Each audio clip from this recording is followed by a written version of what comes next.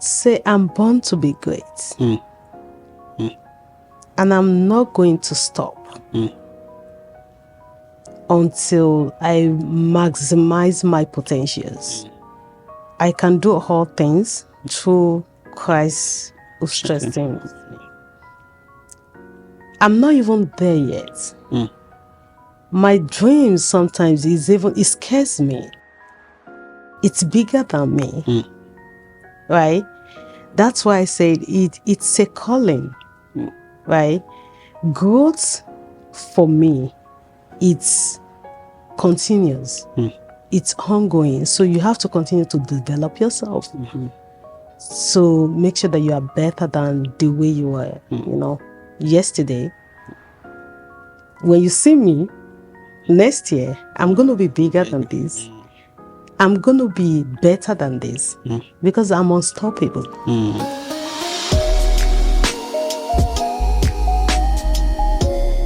How are you feeling?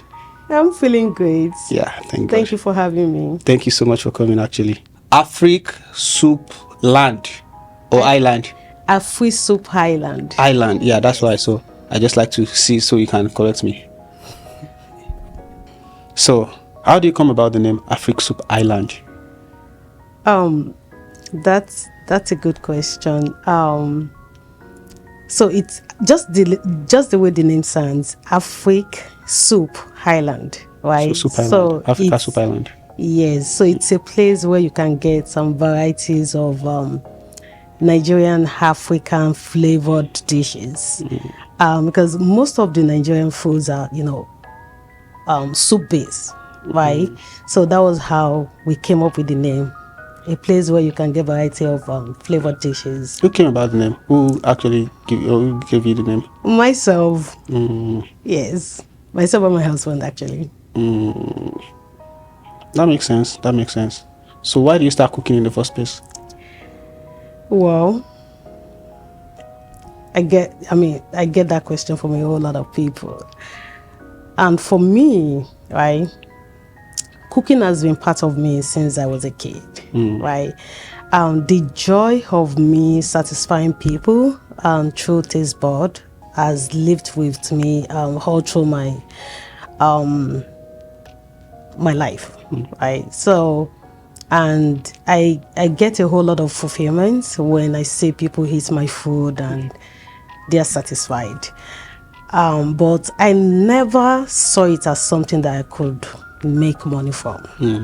I never saw it, and I struggled with myself a little bit, even when I realized that it's a calling for me.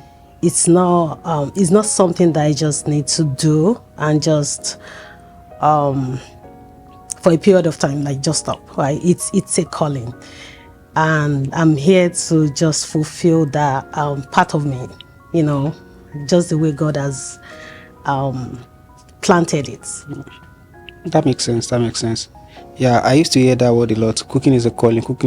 Is it that somebody call you on phone and be like, go and cook, or how do you know it's a calling? Not that. At the time that I decided that I want to cook, I still work full time. I have a full-time job, and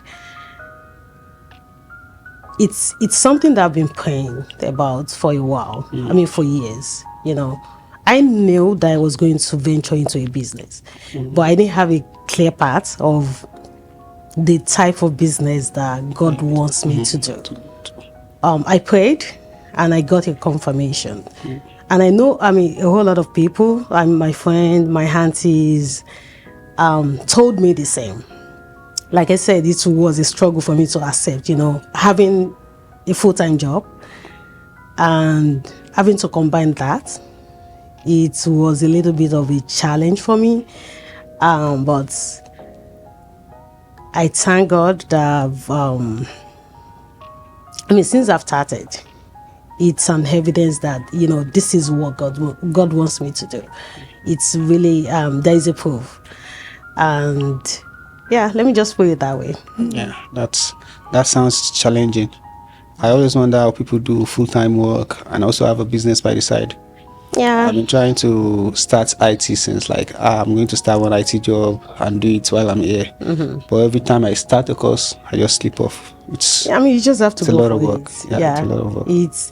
It can get harder, at the beginning, but you're gonna enjoy it. Let me just put it that way. So how are you how do you manage to like combine having a full-time job and running a business?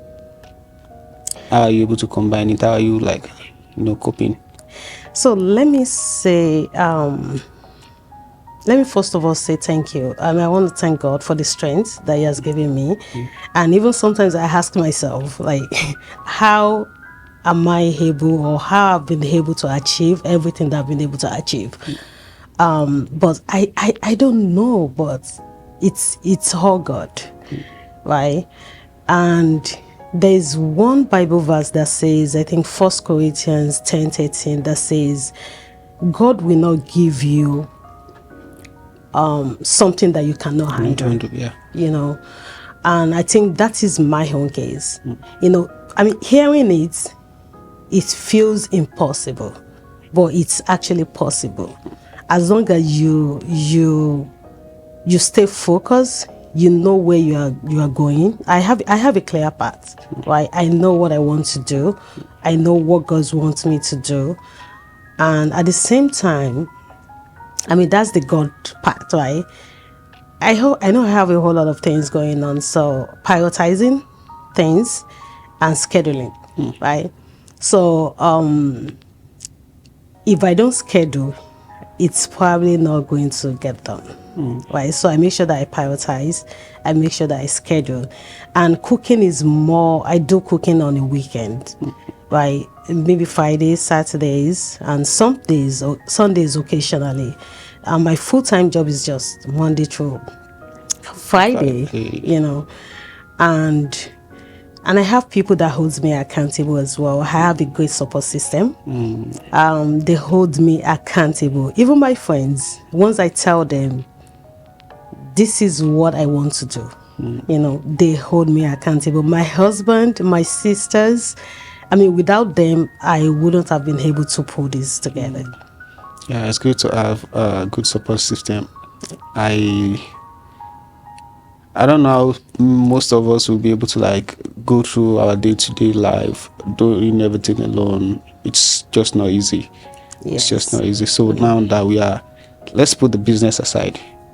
You went to Spain, London. Where's you go, Seth?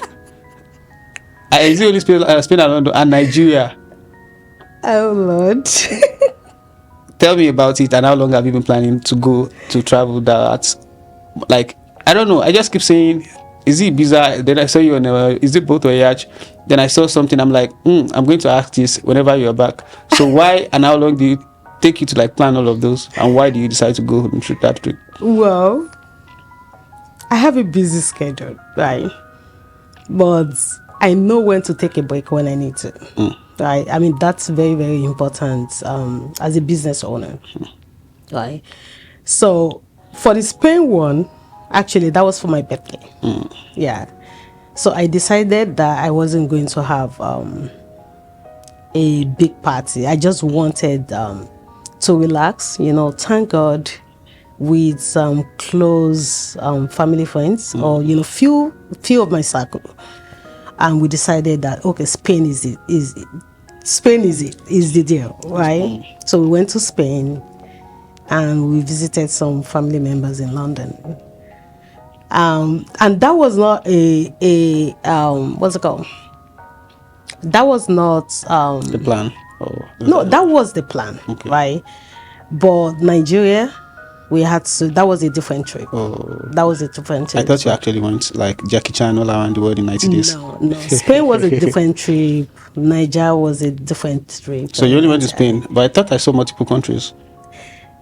Yes. So you're hiding the rest? No, we went to Spain. No, I'm not hiding the rest. No, we went to Spain. We went to London. We went to Paris. I see, it's 3. I know I saw, but the one that's missing is the Paris. Thank you. So what do you bring from Paris and what do you bring from Spain? I have it. I have it somewhere in my bag. Don't worry. Thank God. I'll give you. Thank God. I like gift. Thank you so much for bringing my gift. Yeah. So you said something about relaxing while traveling. I don't know why people say, I travel to relax. I think that's stress, because I don't relax. I believe traveling for me is a job, is a lot of work for me, because when I travel, I need to take picture. I need to like make videos of me traveling in everywhere. I feel like that's stress, and the only time I feel relaxed is on the bed. So why do people say, oh, when I'm travel, I want to travel to go relax? How are you relaxing when you're doing more work? I don't understand the concept. No, you just have to find you just have to know what works for you. You know, for me, traveling, relaxing works for me. When I go on vacation, well, it depends on the location as well, right? The kind of vibe that you want to, that makes you relax. Some people just like to go on vacation, to go hiking, while some people love to just stay by the beach, you know, to unwind, to relax. And I feel like that works for me and my spouse. And I enjoy traveling. I think enjoy once traveling. I think you have a level that you have to get to for you to think as traveling as relaxing. Maybe one day I'll get there and I'll be like, oh, I'm going to Ibiza. I want to go and eat pizza by the beach. Yeah, maybe, yeah. So yeah, maybe one day, yeah. So we're going back to the business side before I Okay. jump into something else. So I want to start cooking. Yeah. I want to start a business. I want to start cooking. I want to start having clients. I want to start like at the startup. What are the things that when you're starting up, the mistakes you make, that you're like, this, if I start this again, I'll never make this mistake? I would say for me, right, when I started, right, like I said, it was a calling. But I wasn't even prepared for the bigger things ahead of me. You know, all I knew then was start cooking, right? I thought in my own little way, I thought, oh, cooking, just, make people happy, cook for people, family, friends. But God was planning something bigger for me, because I have a full-time job, right? I wasn't even thinking about events at that point when I started, Yeah. right?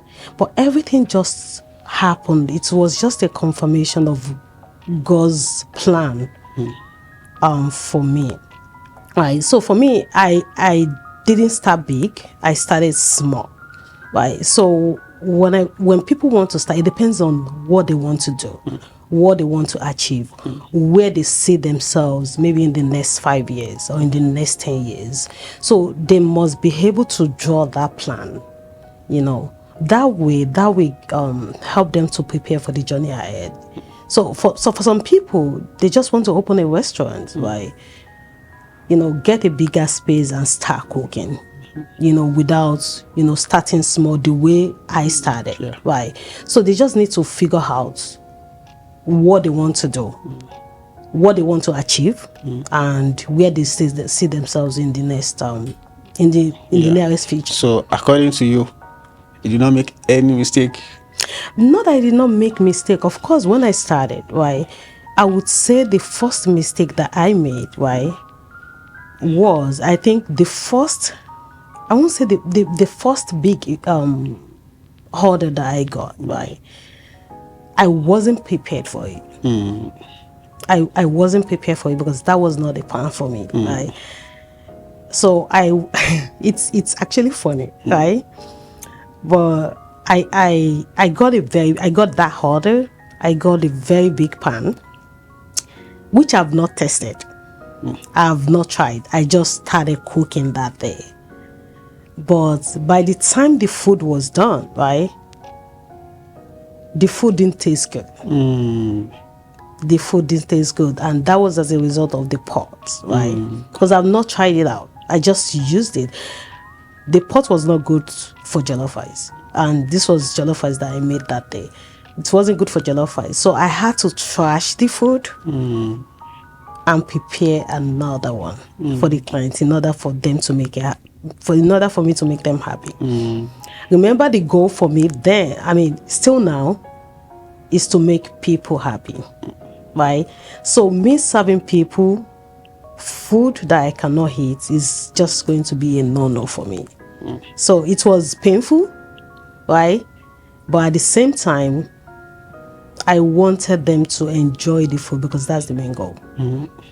That makes sense. That makes sense. So the last quote you said, you like to make people happy. Do you think you can truly make people happy? Through And not food. about food? No, through food. I mean, we're talking about food Okay, now, through food, okay. right?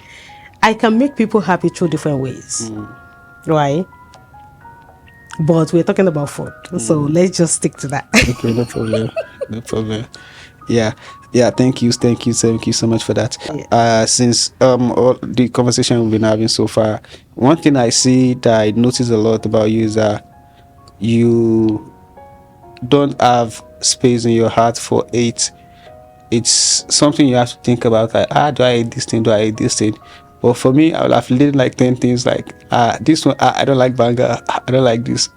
But yeah, one thing I found and I really, really love about people, when someone have like no hate in their hearts, it's like, oh, you're an angel. I wish I'm an angel too, but maybe one day I'll be there. Yeah. So my next question, were you cooking in Nigeria as a business, or you started it here? I started it here. I would say back home, I never cooked even a pan of jollof rice. Oh.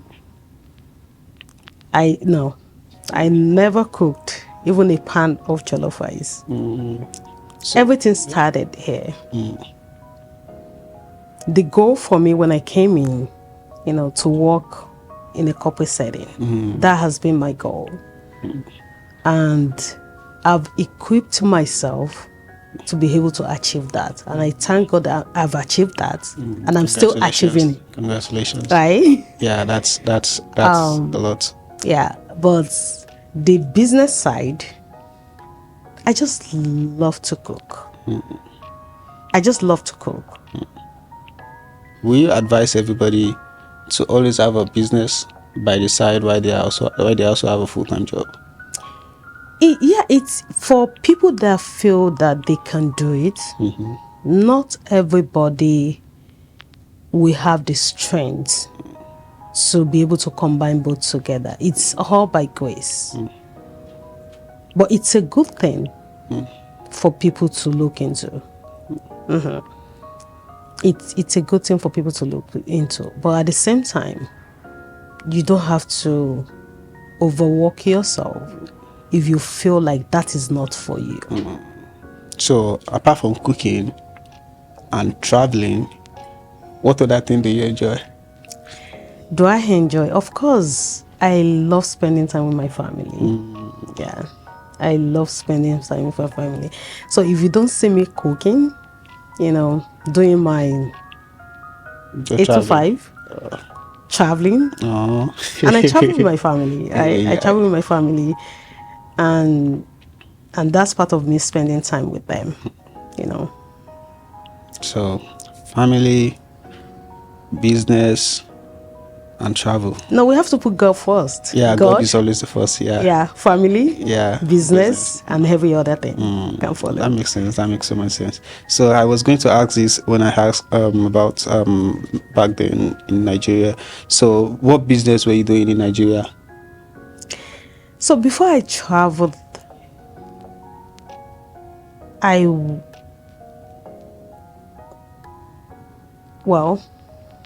would say I've been able to manage some businesses back in Nigeria, but they are not related to food at all.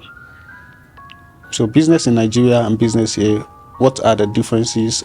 What are the differences? Let me ask that first. It depends.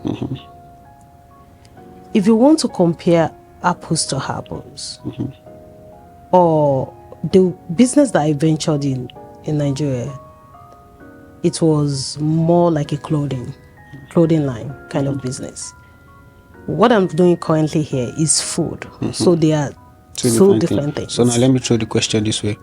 So, do you think the way you're successful with business in Nigeria, in the US, if it was in Nigeria, how do you think it will be? You think it will be big? Do you think it's something like business, like let's say food business in Nigeria and food business here? What do you think are like similarities and the differences? And what do you think? Yeah, I would say overhead, because overhead is cheaper in Nigeria. When you think about labor, labor is cheaper in Nigeria compared to here. So here, you have to figure a whole lot of things. You have to learn how to do a whole lot of things by yourself for you to be able to make that profit. Right? If you don't want overhead to be killing you, you have to learn to do certain things. But in Nigeria, you can get a whole lot of people that can do stuff for you that you yourself, you don't even have to do a whole lot of things. You just need to supervise and, sometimes give them a recipe, train them. But here, it's a little bit tough. that makes sense. So my viral question: AI is taking over everywhere. Yeah. AI is into everything. There is AI in every aspect of everything now. Do you think it has affected your job in any way? So I would say AI is big. It's a big thing. And it's even bigger than what we can think of now. No. Nigerian food is very, very human focused and very labor intensive, right? So I believe AI can help, right? Even with Nigerian food, we just have to be able to think outside of the box, right? And see how we can use that to our own advantage. It can help with efficiency, right? It can reduce even overheads. Overhead is one of the things that is killing businesses now, right? So it can reduce overheads. It can improve efficiency. So I believe, yes, AI is a big thing. AI can help, but we are not there yet. We just have to be able to think, outside of the box to see how we can also benefit from that. That makes so much sense. So, if you can design an AI for yourself, what do you want your AI to be able to do? What do you want it to be capable of? Of course, because I'm a businesswoman, right? So, of course, to be able to cook some of the Nigerian dishes. You just want AI to be able to cook the Nigerian dishes. I mean, I'm saying like that's what I can think of now, because that's where I need help the most. Like if AI can cook Nigerian dishes, I think it will go a long way. Yeah, there are some things I saw actually. They were using, I think it's a machine like this. They were using it to turn Amala. Yes. It's like turning the whole thing. I'm like, yes, that looks good. So those kind of food, do they taste good? Oh, of course they will. So let me say, if we are to design a system, now you talk about Amala, right? I personally feel like Amala is one of the easiest things that AI can do. Right? We just have to be able to design the functionality to fit that purpose. Right? What do we need Amala? What do we use to make Amala? You need water, you need yam flour, and you need the mixer. Right? So as long as you are able to control the water temperature to know that it's ready for the flour, right? The same system can pour the yam flour inside the water, right? And you need you need the same system to be able to mix it together. After that, you steam it, right? And Amala is ready. There is something I want to ask there. So when I went to Nigeria, right, I was going to Amala Sky. Yeah. I go there every evening. Yeah. That's my joint here. So there's something about food people that when you cook and you have attitude, your food will be sweet. It's a lie. Okay, I don't. I'm going to rephrase it. So now, I was begging for when I asked for Amala, I don't know it was that expensive when I went there. So they keep putting it. I said, give me 4. The 4 look like something I can finish it one Yeah. hand. Then they put, I said, do 8. It still looks small. Yeah. So the way they were answering me, I said, the people that are putting meat, I said, put more meat. The way they were answering, I can feel like the food will be sweet. You know, it's a lie. Okay. Yeah. So you don't believe that you have to have attitude? No. No. That's a bad customer service. But it's good customer. No, it is no. Okay. No. If they do that here in the US, Nigeria, we can take anything, right? They don't really care. Customer service for some people is very, very bad. But here, if you take the same attitude, you bring it here, nobody's going to hit your food. Nobody's going to patronize you because we are big on customer service here. I'll be the only patronizing person then. I'll be the only one you patronizing. will not. And having an attitude, that does not make your food taste nice. It doesn't. I'm going to try other people that are nice. I'm going to try their food out. Because, okay, my mom is cooking.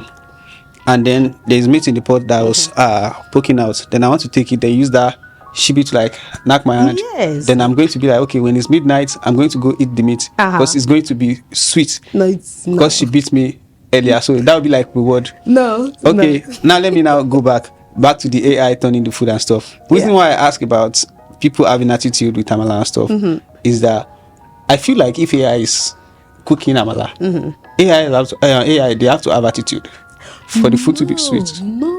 So they don't have to have. The reason why they were having attitude is because they were stressed. Nigerian food is very, very. So you need to be stressed intensive for the food to be sweet. No. Okay, no problem then. No problem then. No problem then. Nigerian food is very labor intensive. You can imagine somebody that has been on his or her feet for hours working, and you still expect them to be friendly with people when they are serving food. It's tough. It's tough. That makes sense. That makes sense. Just imagine, right? We work with a whole lot of staff, right? We have the back end staffs, the people that cook the actual food. And when we go for events, we have the servers, right? The servers must they must be able to relate well with the guest. You can't be serving and be frowning. You can't be serving and be like giving attitude. No, that's unprofessional. It's unprofessional. That's changing narrative. Yes, it's unprofessional. No problem. Now I believe you. Because of you, I'll go and try out people that they are nice. I'm going to try their food out. Yeah, so I will see if you are saying the truth. Then I'll now come and confirm. Like, hello ma, do you remember the what you said about food not that would be good? I will now confirm if it's true or not. Nah. So yeah, now let's go to the business, which is the growth of the business. So the continuous growth of your business, the way it's been growing, scaling, getting bigger day by day. What's the mindset behind it? I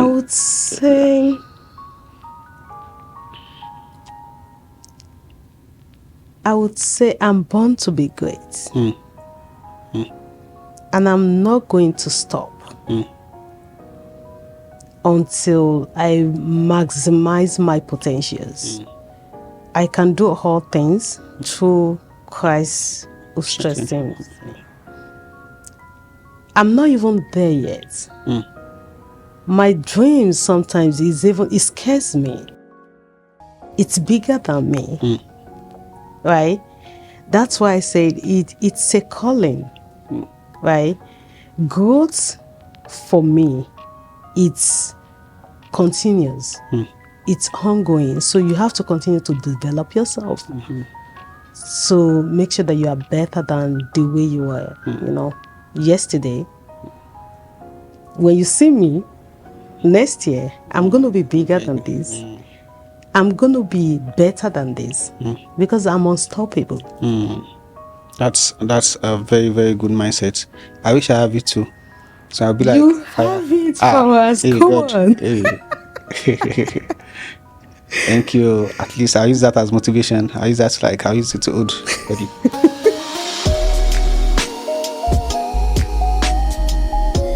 Welcome back. Thank you. Thank you so much for all the word of wisdom you've been sharing with us since you're giving us left and right. Thank you. So my next question is going to be, I ask everybody actually. So is there a question you always want to answer that nobody ever asks, and you're like, when I have that chance, I'm going to answer it and I'm going to talk about it? Now is your time. Let's go. The question that I want people to ask me, and they've not been able to ask me. Yeah, something you always want to speak about.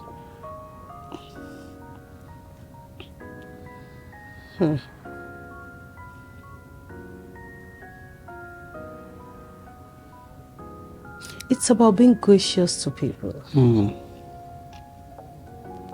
It's about being gracious to people.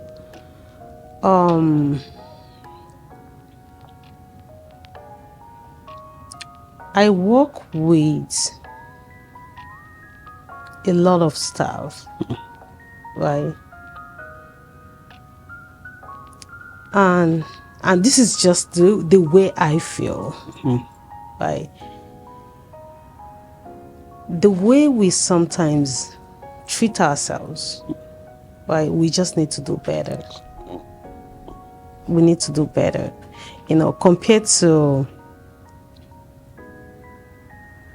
the people that don't look like us. The way we treat them differently, right? Even as Nigerians, right? But when it comes to your people,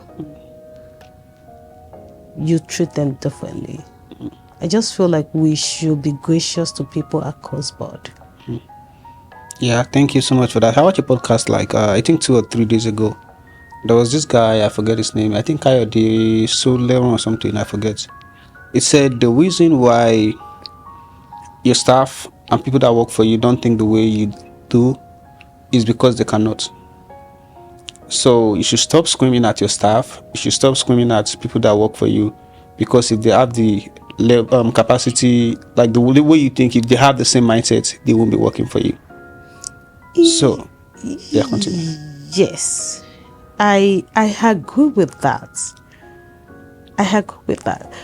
I personally don't feel like you can get the best out of people when you treat them differently. I love to be treated the way I'm going to treat you. Vice versa. Respect is very key. No matter how small you are, you deserve some level of respect. That makes sense. And you get that back in return. It's a cycle. Yeah, that makes sense. That makes so much sense. So I was going to say this is the last question, but I might ask something else after it. So I'm just putting it out there. But officially, this is the last question of the day. It's what I used to end the show. It's the name of the show. What next? What next of AfrikSoupIsland? What next? I have a whole lot of crazy ideas, crazy dreams, right? But the way I work, I'm a woman of faith. And the way I work, I don't venture into anything, or I don't do anything without consulting, right? I got you. So what next?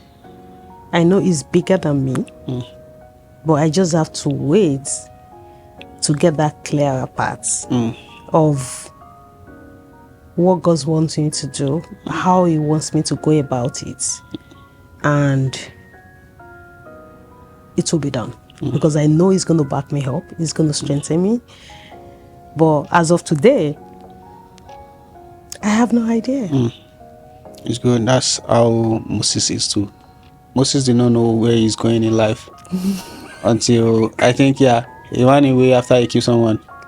Then he ran to the mountain, and the mountain, he has to have all his babies. He have to have all his babies, fulfill his life before God now send him on the journey to go and conquer Pharaoh. That's very good. Well, that's good, because Let me not talk. So thank you so much for everything you've been sharing, the word of wisdom, the motivational speeches, everything. Thank you so much for sharing everything, and it's a pleasure. It's a pleasure having you on the show, and I believe this conversation will help a lot of people, and because it's helping me already, and I'm thinking differently. Like the attitude one, I'm still thinking about it, because he said attitude doesn't matter with food. I still don't believe. I'll try it out. You'll try it out. Yeah.